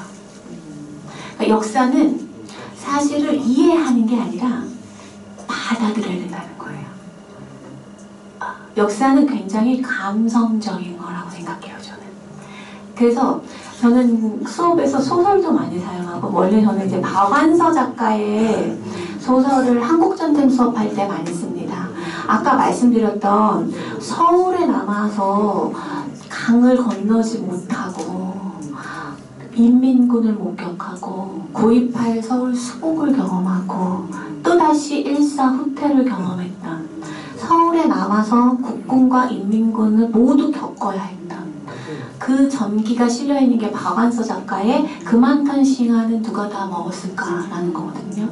근데 우리가 이제 그런 소설을 자전적 소설이라고 해서 읽기 쓰듯 쓴 소설이에요. 그래서 저는 어떤 역사적인 자료보다 더 생생한 자료라고 이제 생각을 하는데 이제 거기서 어떤 지점이 있어야 되냐면 선생님 지적하신 것처럼 이제 그 사람의 상상과 서술 그 유려한 서술 속에 뭐가 같이 들어가 가면 우리가 더 신뢰할 수 있냐? 객관적이라고 할 수 있는 어떤 기록 자료, 그죠? 그래서 아까 그 사진을 같이 보여드린 거죠, 그죠? 그 사진을 딱 놓고 봤을 때 그 사진을 남긴 이토의 관점과 그것을 해석한 소설가의 관점 그리고 선생님들이 접하셨을 때 그렇게 해석할 수도 있겠구나. 또 난 또 이렇게 해석해 볼 수도 있겠는데? 그러면서 역사에 조금 다른 방식으로 다가가 보시면 어떨까? 그런 생각이 들고요. 이 사진도 마찬가지의 관점이에요. 선생님들도 이 사진이 익숙하세요? 유관순 하면 떠올리는 얼굴이세요? 혹시 이거 말고 유관순 얼굴, 다른 얼굴 알고 계신 분 있으신가요? 복원하고 있던데 복원하고 나오는 있죠. 얼마 전에 나왔어요. 그 사진 발견되기 전에 이화여전 다닐 때 친구들하고 찍은 사진이 얼마 전에 발견됐죠. 이화여자대학교 박물관이 기록관으로를 만들면서 이 사진첩을 다 정리한 거예요. 거기서 발견됐어요. 유관순의 얼굴이. 우리가 그 전에 우리나라 사람들은 모두 유관순을 이 얼굴로 기억합니다. 국민학교 교과서에 교과서에 있었어요. 옛날에도. 그 유관순 누나 얼굴을 딱 그죠? 누나잖아요, 유관순은. 이 사진은 어디서 찍은 사진일까요? 어떻게 하세요? 거기다 죽었잖아. 저 벽도 그 서대문 연구소 상징적인 붉은 벽돌 앞에서 이 수영인 이 번호가 딱 적힌 일종의 뭐죠? 머그샷입니다. 머그샷. 범죄자들 딱 찍어놓잖아요. 우리가 일제강점기에 독립운동을 했던 역사의 우리는 어떤 방식으로 알고 있냐면 일본이 남긴 기록을 통해 알고 있죠. 대부분. 유관순이 어떤 행위를 해서 독립운동가로 서훈을 받았을까요? 우리 국가보훈처에 내가 국가유공자나 우리 아버지, 할아버지가 독립운동가였다 하고 이제 신청을 할 거 아니에요. 그러면은 거기서 심사해서 서훈을 주는데 그 신청할 때 증거가 있어야 되겠죠. 근데 우린 대부분 그 증거를 어디서 가져온다? 일본이 기록한 걸 가지고 가져갈 수밖에 없어요. 확실하지. 그게 확실하다고 생각하니까. 왜요? 왜 확실하죠? 보이는 증거. 기록이 남겠죠. 재판을 보이는 증거죠. 그 일본 입장에서는 보이지 않는 범죄기록이니까 증거가 명확하게 보이는 증거 말이야. 죄인을 지금 그럼 만약에 어떤 사람이 그 유관순을 아는 사람이 수첩에 적어놨어요. 근데 그게 발견됐어요. 그럼 그건요? 아는 사람. 조금 고민되죠? 좀 사적인 것 같고요. 근데 어떻게 일본 총독부가 공신문서니까. 기록이라는 게 소위 생산한 주체에 따라 위계가 있다라는 거예요. 신뢰할 수 있느냐 아니냐에 대한 판단에 위계가 있다는 겁니다. 기록에. 그래서 구술 기록도 그런 위계적 차원에서 보면 항상 공식 기록 있죠. 정부가 생산한 기록, 문헌 기록, 역사학자들이 인정한 기록, 이런 거에 비하면 그 가치가 조금 하위로 평가되는 경향이 있어요. 왜? 그 사람이 말한 건데 믿을 수 있어? 네. 그래서 구술사하는 사람은 항상 그것과의 싸움이에요. 그걸 얼마나 설득해내서 그 위계를 조금 기존의 정부 생산 기록보다 이 당사자, 그걸 진짜 경험한 사람이 말한 것이 그만큼의 증거적 가치로 인정될 수 있을까? 위안부 피해자 분들 지금 이제 7분 정도 생존돼 있어요. 근데 뭐 다는 아닐 거예요. 왜냐면 내가 위안부 피해자라고 신고 안 하신 분들이 더 많을 겁니다. 왜냐면 대부분 돌아와서 가정을 꾸려서 잘 살고 계시는 분들도 있거든요. 그러면 그분들이 근데 아주 오랫동안 일본 정부하고 소송하고 그랬다고 아시죠? 한 번도 승소한 적이 없습니다. 일본 정부에서 왜 인정 안 하죠? 증거가 없다는 거예요. 공식 기록이. 그럼 그분들은 외치는 거예요. 내가 살아있는 증거인데, 내가 거기 갔다 왔는데, 내 몸에 그런 게 다 남아있는데, 근데 못 믿는다는 거예요. 네. 세 사람 이상이면 죽거든요. 보상받는 세 사람 이상이면 믿어줘야 되는 거 아니냐. 근데 만약에 그 세 사람이요, 군인들 있죠. 옛날에 학도병. 학도병들은 인정이 되게 잘 돼요. 위안부 피해자는 인정이 좀 어려워요. 무슨 차일까요? 아실 것 같죠? 국가의 수치라서 수치니까. 인정할 거예요. 일본이 자기들 수치니까 인정 안 하려. 그 사람들의 말에 무게를 측정하는 경향이 있어요. 그래서 위안부 문제나 강제동원 문제가 참 풀리기 힘든 거예요. 네. 저 사진의 왼쪽에 있는 건 뭐예요?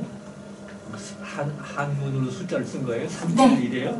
숫자, 그 수영인의 번호예요. 수영 번호. 그런데 그게 뒤집혀졌나요? 왜 37자가 왜 저렇게 써 있을까요? 아, 이거는 사진에 기록되어 있는 거예요. 이렇게 사진에 위에. 사진에. 네, 사진 아니, 위에. 사진 위에다 그냥 다시 써놓은 아니 거예요. 사진 위에 쓰더라도 저 7자가 방향이 밑에 7자 방향이 오른쪽으로 가야 되잖아요. 밑에가. 그래야 7자가 이렇게 되는데 네. 근데 이거는 아마 사진이 이렇게 그때- 스캔되는 방향일 수도 있을 것 같고 네, 제가 방향. 그것까지는 모르겠네. 아니 그렇다면 그걸 그 필름을 이렇게 반대로 뒤집어서 놓는 수 있잖아요. 좌우가 바뀌면서. 그런데 그렇게 되면은 오른쪽에 있는 유관순이라고 써 있는 그 글자는 제대로 써 있거든요. 지금. 그렇지. 그것도 반대 방향으로 써 있어야 돼요. 그러게요. 한자도. 그건 한 번도 받아본 질문이 아니고 저도 생각 못 해봤는데 선생님이 발견하신 것 같은데 왜 그럴까? 아니 이거 몰라서 물어본 저도 거예요. 제가. 모르네요. 아니 저 숫자가 31이라고 보면 이상 없는데 31이라고 봤는데 저도 31 371 아니에요? 31일 숫자가 아니고 31 이렇게 12면 밑에가 왜 꼬부러졌을까요? 아니면 이거 가타카나 히라카나일 수도 있어요. 가운데 거. 3 다음 게. 그런가 봐요. 그렇지 않을까요? 그런 거 같아요. 맞아 그런데 그럴 수도 있을 것 같죠? 예, 예. 지금 생각하니까 그래요. 그거 같아요. 숫자가 아니고 막 이 사진도 보여드릴게요.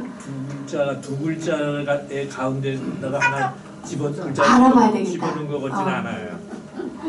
근데 여기에 붙어 있는 건 아니에요. 지금 저 맞아, 뭐야, 붙어 있는 저- 거 아니야. 맞아요. 위에다가 얹은 거예요. 왜냐면 이게 필름이기 때문에 그래요. 이게 마이크로 필름이에요. 네. 요거에 원래 선생님들이 익숙한 건 요 사진이지만 원래 이 사진이 붙어있던 원본 기록은 요렇게 생긴 기록이에요. 이게 카드입니다. 카드. 서대문 형무소에서 수감자들의 기록을 남긴 카드. 수형인 카드예요. 그 한입자에도 보면 뒤에 그 깜깜한 부분이 있잖아요. 그게 덮여버리잖아요. 그러게요. 그렇죠? 위에로 얹은 거 맞죠? 요 카드가 이제 서대문 형무소가 해방 뒤에 요 카드 남기고 간 거죠. 그래서 이 카드가 어마어마하게 많이 남아있어요. 그래서 이걸 통해서 우리가 독립운동사 연구를 많이 했어요. 왜냐면 이 카드 뒷면은 뭐가 돼 있냐면 이 사람의 행적이 적혀 있어요. 그러니까 일본의 그 감시 경찰들, 그죠? 경찰들이 정리해 놓은 이 사람의 죄상이죠, 죄상. 감시, 요시찰 인물들로 이제 정해진 사람들을 대한 행적이 적혀져 있는 거예요. 이걸 갖고 나중에 그 서훈도 받을 수 있었고, 연구도 할 수 있었고, 그런 증거가 됐어요.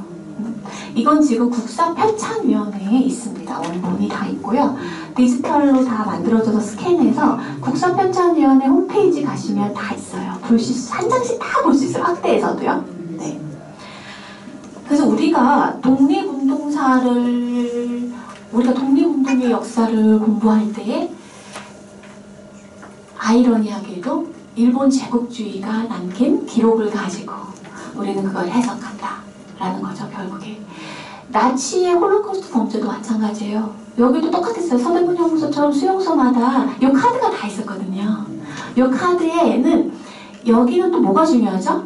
이 사람이 유태인이 아니냐 중요한 거잖아요. 왜 유태인으로 판정됐느냐가 중요하죠. 여기는 가족 관계까지 잘 적혀있었어요. 그 기록에는. 그래서 이게 나중에 수용소에 있었던 사람들 중에 이 약간 행방불명하는 사람들 있죠. 그런 거를 가족 관계 기록 가지고 찾은 경우들이 많아요. 그래서 이걸 일종의 저희 기록학에서는 억압을 위해 만든 억압의 기록이 나중에 이들을 해방시킨 해방의 기록이 된다. 기록을 생산한 사람의 의도와 다르게 그것이 이용될 때에는 또 다르게 이용될 수 있다는 그런 이야기를 좀 드리고 싶어서 이걸 좀 보여드리는. 그게 지금 이것보다는 아까도 좀 이제 그래도 막 이걸 어떻게까 싶은데 일본 애들이 한국에 있었거든. 우리 색채 실험한 거 그게 지금 굉장히 이제 앞으로 이슈가 됐고 왜냐면 서로가 지금 일본하고 미국하고 합작해가지고 결국 빼준 거거든요. 그 자료를. 그럼 우리는 전혀 모르는 거 아니에요. 우리 돈보다 저기 하면 진짜 알 수가 없단 말이에요. 우리는. 희생 우리가 제일 많이 됐을 텐데 그 사람들하고 진짜 중국 사람들하고 우리하고가 제일 많을 거예요. 뭐 생체 실험한 거는 공식적인 거예요. 왜냐면 윤동주 시인의 사망 원인이 그 생체 실험과 관련된 거기 때문에요. 네, 그거는 뭐 예전에는 소문이다, 뭐 747 부대다 이랬는데요. 뭐 그 737 부대라고 했는데 그 뭐 그때는 731 737은 왜 나왔지? 그런 건 거의 공식화돼 있어요. 네. 이제 구수로 나온 것은 그때 이제 그 저기서 진짜 뭐 직접 본 사람 거기 수용 그 수감자들 그 사람들이 이제 또 밖으로 노출되는 게 있단 말이에요. 그 사람들에 의해서 유출돼가 그 사람들이 구수로 나온 게 있단 말이에요. 그럼요. 다 증언하신 게 있어요. 책도 저는 내가 책을 한번 본 것 같긴 한데 거기 뭐막 임상부터 그냥 막 생체 가스 불가 넣고 저기 하고 막 연수도 나왔죠. 그걸 해버려 사람 생체를 가지고 그걸 다 촬영하고 있다 보니까 이게 그런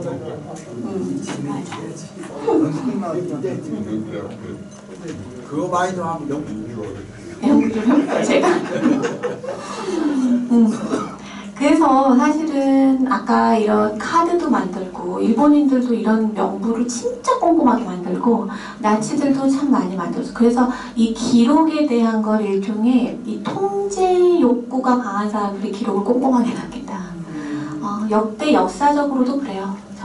어떤 왕권이 절대적으로 강할수록 꼼꼼한 기록을 남기죠.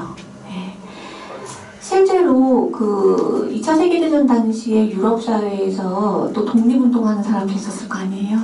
그 사람들을 우리 레지스탕스라고 하시죠. 저항군들. 이 사람들이 나치 독일이 이제 점령을 하려고 들어오기 직전에 제일 먼저 뭘 하냐면 자기 지역에 있는 마을 기록 보관소에 습격을 합니다. 그래서 그 기록 보관소를 불태워요. 사람들을 못 찾게 하려고. 왜냐면 유럽은 이 시민 등록부라는 기록이 되게 잘 돼 있는 국가예요. 그래서 제가 공부하는 이 기록학이 왜 유럽에서 발달했냐면 이 시민 등록부로부터 해서 기록이라고 하는 게 이제 정통이 만들어졌거든요. 우리나라의 주민등록부 같은 게 아주 옛날부터 있었어요. 그래서 네덜란드의 유대인들이 왜 더 가혹한 학살표를 입었냐? 네덜란드는 이 인구 기록이 너무 정확했거든요. 그래서 더 많이 잡혀갔어요. 예.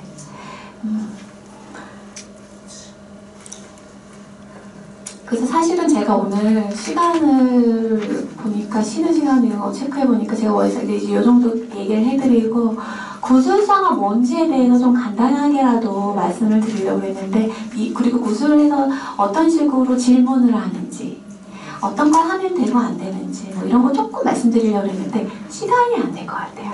그래서 사실은 구술이라고 하는 것의 정의는 학자마다 너무너무 많지만 제가 사사받았던 윤택림 선생님이라고 인류학자인데요.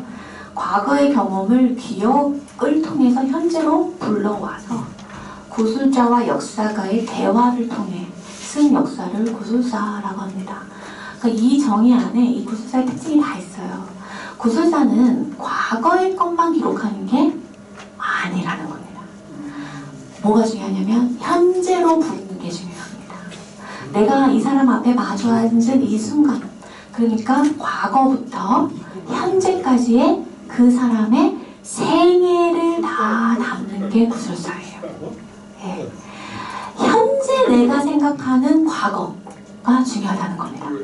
내가 과거에 뭘 했는가 그 팩트가 중요한 게 아니라 내가 생각하는 현재, 아까 내가 생각하는 과거, 내가 왜 그렇게 기억하는지가 중요하다라는 거예요. 네. 그래서 구술 자료는 일단 기본적으로 몇 가지 특징이 있는데 간단하게 말씀드릴게요. 구술이니까 당연히 오럴리티겠죠. 말을 하는 거니까 구술성을 가지고 있어요. 이 구술성이 왜 중요하냐면요. 제가 아까 구술하는 장소도 다 저희한테는 연구 주제라고 그랬죠. 마찬가지. 이 사람이 말하는 방식. 저 말할 때 어떤 특징이 있어요, 선생님들? 저 말할 때 손 되게 많이 쓰지 않아요? 저 막 돌아다니거나 되게 액션 많고 막저 끄덕끄덕 되게 열심히 하고 눈 막 마주치고 막 저한테 끄덕여 주시면 막 쳐다보고 막 그러죠. 그쵸? 산만해요? 제가 그런 특징을 갖고 있는 거예요. 제 제스처. 그게 저의 구술성이에요. 그 좋은 거예요. 뭐. 근데 저는 이게 강의할 때는 저는 좋다고 생각해요. 왜냐면 선생님들하고 좀 더 소통한. 젊음이 느껴져서 좋아요. 그리고 저는 하도 인터뷰를 다니니까 인터뷰하는 사람 입장은 어떠냐면 이분이 저한테 최대한 많이 얘기해 주시길 바라겠죠. 그러니까 저는 제일 뭘 열심히 해야 되냐면 너무 이 이야기를 잘 듣고 있다. 더 해주세요 하는 걸 저는 연습이 돼 있는 거죠. 왜 구술성이 중요하냐면 그 사람이 그렇게 하는 모습, 제스처 이런 걸 통해서 그 사람이 말하는 내용뿐 아니라 그것이 뭐죠? 그 사람을 보여주기 때문에 그거 우리가 사회 언어학적으로 보면 의미 있는 것이라고 얘기를 합니다. 사회 언어학이라는 게 그게 그래요. 어떤 사람의 말하는 방식을 보면 그 사람의 계층도 알 수 있고 그 사람의 교육 수준도 알 수 있고 그 사람의 성별적 특징 남성 말하는 방식하고 여성이 말하는 방식이 달라요. 예. 뭐 그죠? 지역 대충 나와요. 그런 것들이 대충 나온다. 그다음 당연하겠죠. 주관적인 특징이 있겠죠. 예. 근데 이게 가장 비판을 받는 지점이에요. 이거 주관적인 건데 너무 개인적이고 부분적인 거 아니야? 좀 불완전하지 않아? 그 사람마다 다르다는 게 상황에 따라 달라지는 건데 이 신뢰할 수 있어? 그런데 구술사에서는 이 주관성이야말로 다른 문헌 기록이 보여줄 수 없는 아주 중요한 것들을 많이 보여준다라고 얘기를 해요. 그 다음 서술성, 내러티비티 말하는 거니까 이 사람의 이야기체 이 중에 제일 중요한 건 뭐냐면 시기를 구분하는 게 사람마다 다르다는 거예요. 제가 어르신들한테 가서 인터뷰할 때 저는 주로요 질문지를 만들어 가긴 하지만 저는 개방적으로 인터뷰를 합니다. 어떻게 하냐면 이분이 무슨 얘기를 나한테 먼저 꺼내주는가가 중요해요. 저한테 어르신 살아온 얘기 좀 해주세요. 저 이렇게 얘기해요. 선생님 제가 살아온 얘기 해주세요. 그럼 뭐라고 얘기하실 것 같아요? 살아온 얘기 해주세요. 별거 없어. 그러면서 말하실 거죠. 아니 내 맞고 살았다고 아버지한테. 아버지한테 내 맞고 살았다고. 하셨어요? 윤영이 공부 못한다고. 공부 못한다고 아버지가 엄하셨나 보다. 이게 나오는 거죠. 또 살아온 얘기 해주세요. 아주 행복하게 살았다고 얘기해요. 아주 행복하게. 그래요? 가장 행복했던 기억이 어떤 거 떠오르는 게 뭐 있으세요? 물론 저기 시골에서 살다가 서울 올라왔는데 아이들을 다 공부시키느라고 이제 서울 유학을 다 보내줬잖아요. 방학할 때마다 내려가면은 반갑다고 막 이렇게 안아주시고. 그러셨구나. 원래는 고향이 어디셨어요? 그럼? 경북 봉화예요. 봉화. 이렇게 이야기를 끌어가거든요. 뭐 부모님이 그러면 경북 출신이세요? 하면서 이제 자연스럽게 이야기를 끌어가는 겁니다. 그러면 저는 나중에 돌아가서 어떻게 하냐면 어르신 닮았던 기억이 딱 먼저 나왔는데 행복했다고 말하고 싶어요. 이런 것들이 다 저한테 중요한 정보예요. 그리고 제가 주로 이제 어르신들 인터뷰를 많이 하면 여성 할머니 분들, 여긴 지금 젊으신 분들입니다. 제가 만나는 분들은 100세. 이런 분들이면 이제 이야기를 들어보면 어떤 이야기 먼저 하시냐면은 내가 말이야 이 집에 시집 와가지고 고생 많이 했어. 살아온 얘기 해달라 그러면 이제 사람이 생애 이야기를 하면 젊은 사람들은 뭐부터 제가 질문하면 학부학생들은 뭐부터 얘기하는 줄 아세요? 저는 어디에서 태어났습니다. 어느 초등학교를 나왔어요. 어느 중학교 다녔고요. 뭐죠? 이력서 쓰는 순서. 나의 사회적 이력을 얘기해요. 이런 식으로 나의 생애를 시기 구분한단 말이에요.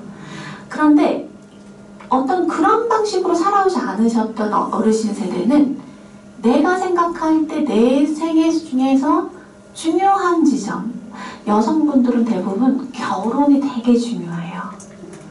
네, 내가 결혼한 게 나의 인생에 가장 큰 영향을 준 거죠. 그 다음이 아들 낳은 이야기.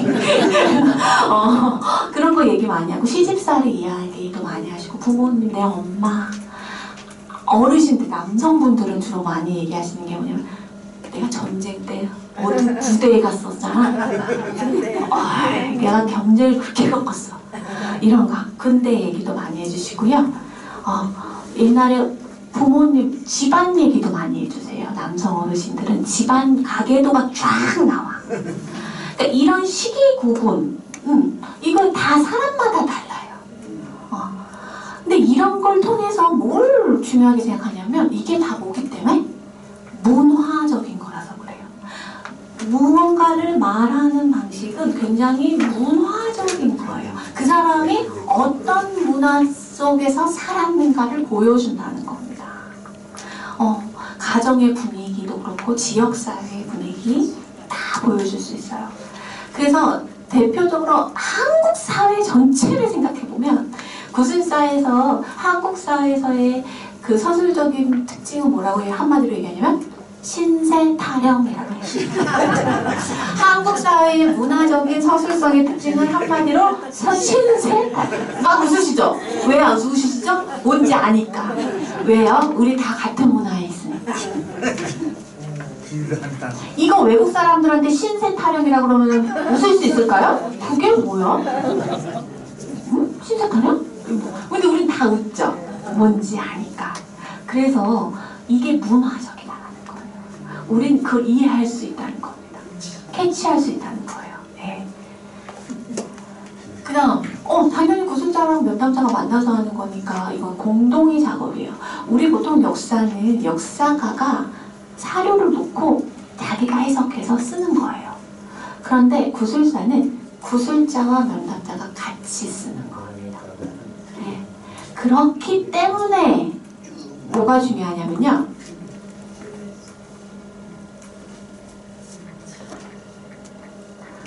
구술자가 중요할 것 같죠. 말하는 사람이. 어떤 사람을 내가 정하느냐가 중요할 것 같죠. 그것보다 더 중요한 게 어떤 사람이 면담하는지도 중요해요. 구술에 영향을 주는 굉장히 중요한 요소 중에 하나가 뭐냐면 연구자가 어떤 사람이냐예요. 요 사진 보시면 요게 저거든요. 제가 광명에 철산동이라는 마을 개발되기 직전에 지금 다 허물어졌어요. 지금 아파트 짓고 있어요. 여기가 광명의 마지막 남은 달동네거든요. 여기 찾아가서 이제 여기 분들 인터뷰해서 기록 남기는 일을 했었는데 제가 광명문화원에 그 철산동 토박이 분 좀 소개시켜달라고 했더니 자꾸 통장 반장님들만 소개시켜주시는 거예요. 그래서 아니에요. 그래서 제가 그냥 섭외할게요 하고 그냥 무턱대고 철산동에 주말에 갔어요. 돌아다녔어요. 그랬더니 이분이 쓱 저한테 왜 돌아다녀요? 하고 오시는 거예요. 그래서 제가 사실은 하면서 얘기를 하니까 술술 얘기를 하시길래 여기 앉아보세요. 그러면서 이제 마을 입구에서 앉아서 얘기하는 거예요. 사진 찍어주는 사람은 제 남편. 맞은편에 제 남편이 있고요. 제가 초등학교 6학년짜리 딸아이가 있거든요. 그때는 4년 전이겠네요. 4학년이었겠네요. 아이가 앞에 있는 거죠 지금. 이 얘기를 왜 드리냐면 이분이 제가 혼자서 어슬렁거렸으면 말을 시켰을까? 그렇게 생각하지 않아요. 저는 일부러 마을이나 이런 데 갈 때요. 저희 아이를 데려갑니다. 그러면 마음을 열어요. 의심하지 않고요. 마음을 열어주세요. 특히 또 제 남편 데려가잖아요. 우리 남편이 인상이 너무 좋은 거예요. 인상이 좋아가지고 면접이 다 통과되는 그런 사람이죠. 그러니까는 또 어르신들이 좋아해요. 근데 일부러 갔어요. 그랬더니 할머니가 먼저 다가오시더라고요. 근데 섭외를 딱 했는데 이분이 정말 좋은 분이었어요. 엄청 구슬자. 그래서 책에 이만큼이 들어간 분이에요. 제가 이 얘기를 드리는 이유는 뭐냐면 구술사라고 하는 게 서술이라고 하는 게 문화적인 특징도 있지만 구술사를 하기 위해서는 그분이 계신 곳을 가야 되잖아요. 이걸 우리 현지조사, 필드워크이라고 하거든요. 현지조사를 갈 때 되게 중요한 게 그 현지의 상황도 중요하지만 누가 가는가, 그걸 현지 사람들이 어떻게 바라보는가가 굉장히 중요하다는 거예요. 제가 아까 그 임진강 건너면서 아이 그 했던 할머니 얘기 들었죠. 그분이 그 얘기 여기 내려와서 아무한테도 한 적이 없대요. 저한테 처음 한 얘기래요. 왜냐면 그 뒤에는 남편을 결국 못 찾아요. 그래서 이분이 재혼해서 지금은 잘 살고 계신단 말이에요. 그러니까 그런 얘기 안 하셨겠죠? 왜 저한테 그 얘기를 해주셨다고 생각하냐면 저는 제가 그때 만삭의 임산부였거든요. 만삭의 임산부였는데 비가 엄청 오는 때였어요. 근데 그분이 미아 시장에 방앗간을 하고 계셨거든요. 근데 그 비가 철철 오는 날 만삭의 임산부가 비를 쫄딱 맞고 거기 골목에 찾아오니까 이분이 문을 열자마자 마음을 탁 놓으신 거예요. 그러니까 마음이 열렸어. 그러더니 이불을 막 덮어주시면서 애기 얘기를 해주셨다고 저는 생각해요. 제가 그렇지 않았다면, 저의 정체성이 그렇지 않았다면 그분의 경험된 기억의 이야기는 전혀 다른 버전의 이야기였을 수도 있어요.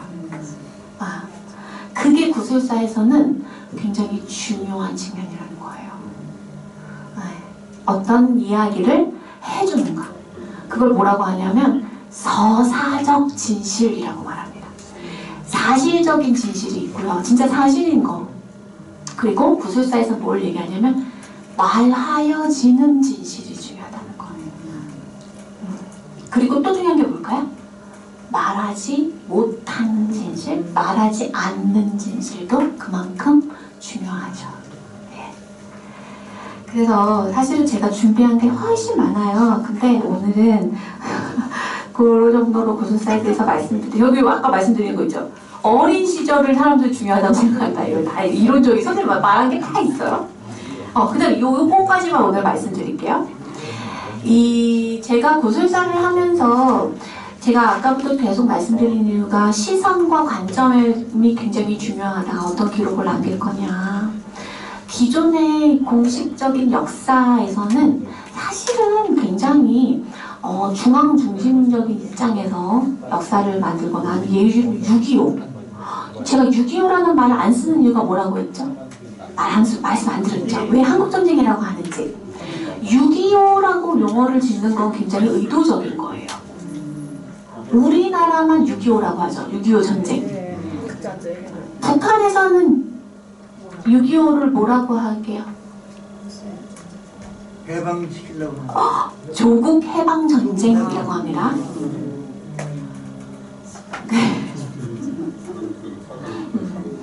전혀 다르죠. 미국에서는요. 코리안 워라고 하죠. 코리안 워예요. 왜냐면 공간이 중요한 거예요. 걔네들은 한국, 남한, 북한이 중요한 게 아니라 미국 입장에서는 냉전의 과정에서 미국과 소련의 냉전 관계 속에서 한반도가 전쟁의 장소였다는 게 중요한 거예요. 그래서 코리안 워예요. 우리 입장에서는 왜 6.25일까요? 6월 25일 날 쳐들어왔으니까. 쳐들어왔으니까. 4시에 전쟁을 일으킨 주체가 범죄가 저쪽에 있으니까 누가 먼저 38선을 넘었느냐가 중요하기 때문이에요. 우리 입장에서는. 맞아요. 그쵸? 네. 근데 아까 말씀드렸잖아요. 역사적으로 정리를 하자면 한국전쟁은 그냥 6월 25일에 본격적으로 전면전이 시작된 거지. 이미 1948년부터는 쭉 전쟁의 양상이었어요. 예, 그래서 그때 사람들이 짐을 안 싼 거라고요. 예, 전면전 국지전이 갑자기 빵 터진 게 아니기 때문에 짐을 안 싼 거라고. 원래 개성도 이남했더랬어요. 그렇죠. 38선을 그리면서 휴전의 과정에서 원래 개성을 갖고 싶었어요, 우리는. 네, 그쵸? 그런데 절대로 그러면 휴전을 합의 안 해준다고 해서 계산이 넘어간 거거든요. 네. 그래서 우리가 38선이 원래는 이렇게 그려져 있었죠? 해방 직후에 그린 거잖아요. 미국과 소련이 38선은 그냥 이렇게 그은 거예요. 네. 그런데 이게 우리나라 사람들의 심정과 맞지 않았어요. 우리는 개성이 중요하거든요. 고려의 수도였잖아요. 굉장히 중요해요. 근데 얘네는 그냥 무식하게 그어놓은 거예요. 그러니까 이 휴전 과정에서 개성에 대한 부분 때문에 이게 지난한 전쟁이 된 거예요. 3년이. 자, 그러면 6.25라는 용어를 쓰지 않고 한국전쟁이라는 용어를 씀으로써 어떤 것이 달라질 수 있는가? 원인만이 중요한 전쟁이 아니라는 거예요. 한국전쟁을 이해하기 위해서는 한국전쟁은 굉장히 복잡한 양상이 있는데 우리는 계속해서 뭘 강조하죠? 남한에 대한 북한의 기습적 남침이 중요했다는 거예요. 그러면 이 문제는 풀리지 않아요. 이 전쟁을 제대로 이해할 수 없다는 거예요. 그래서 용어가 중요하다. 요거 제가 요거까지만 말씀드린다 그랬죠? 요 분들은 어떤 분들이냐면 제가 이제 인터뷰했던 분들인데 몇 년 전에 서울 시사편찬위원회에서 서울 시민들이 기억하는 올림픽 88 올림픽에 대한 주제로 책을 만든대요. 그래서 그 올림픽과 관련한 서울 시민들 대표적인 사람들 인터뷰를 좀 해오라는 거예요. 근데 이 사람들이 원하는 그 대상이 있었어요. 어떤 분들이 있었을 것 같아요? 선생님들? 선수들? 저 유명 선수들도? 조직위원회에서 조직위원회가 있었잖아요. 조직위원회, 맞아요. 그래서 서울시 공무원들. 그때는 서울시 자체가 조직위원회였거든요. 그래서 바덴바덴의 기적을 이끌어낸 공무원들. 또 자원봉사자. 서울 올림픽의 가장 특징이 자원봉사로 치러내는 거잖아요. 또 굴렁쇠 소녀 만나잖아요. 이렇게 있었거든요. 근데 제가 이렇게 보고 좋은데요. 이 사람들 다 만날게요. 근데 제가 추가하고 싶습니다. 제가 볼 때 이 정도 만나는 건 굳이 구술을 굳이 해서 구술사 연구 방법을 사용해서 쓰지 않아도 이미 이런 이야기는 너무 많은 책이 있습니다. 구술을 굳이 하는 거면 기존에 하지 않았던 얘기 좀 들어야 되지 않아요? 그래서 제가 좀 균형을 맞췄으면 좋겠어요. 하고서 추천한 분들이 있어요. 요분 누구게요? 요. 되게 소박하게 생기세요. 저는 올림픽, 서울올림픽 하면 뭐가 떠오르냐면 보신탕집 없어졌던 게 아주 안 좋아. 문화적으로 중요하다고 생각하거든요. 이거 전쟁이었어요. 서울에 옛날에는 보사부였죠. 보사부, 보건사회부. 보사부에서 전쟁이었어요, 이거. 그래서 개고기집에 간판을 맨 처음에는 개고기집 간판만 바꾸는 거였어요. 처음에는 잠깐 바꿔라. 그래서 뭘로 바꿨죠? 영양탕, 사철탕 이런 걸로 바뀐 거예요. 개라는 단어를 빼라. 그리고 가게 앞에 있는 개들을 치워라. 근데 이게 문제가 많아졌어요. 개고기 먹는 나라라 그래가지고 막 안 오고 막 이런다 그래가지고 이게 어떻게 되냐면 영업 금지가 돼버려요. 자영업자들한테 영업 금지가 떨어지는 거예요. 그래서 난리가 났었거든요. 저는 그때 당시에 그 약간의 그 국가적 폭력성 되게 잔혹하게 가속했어요. 삶의 수단을 없애는 거잖아요. 개고기집 사장을 만나고 싶다.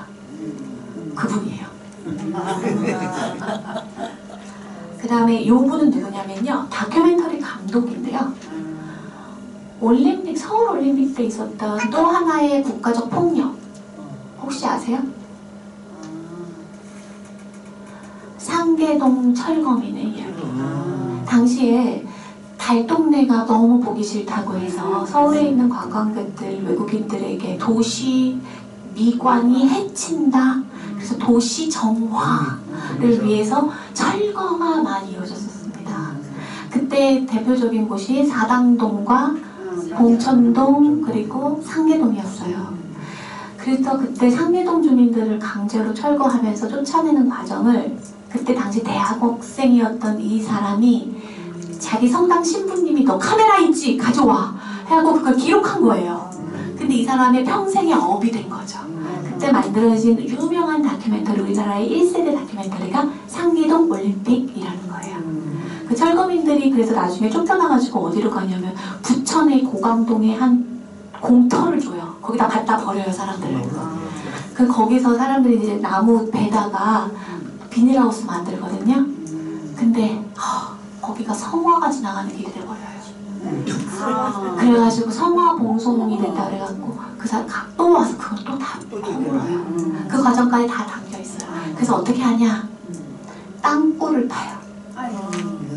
그래서 성화가 지나갈 때까지 땅굴 속에 숨어 있으라고 합니다.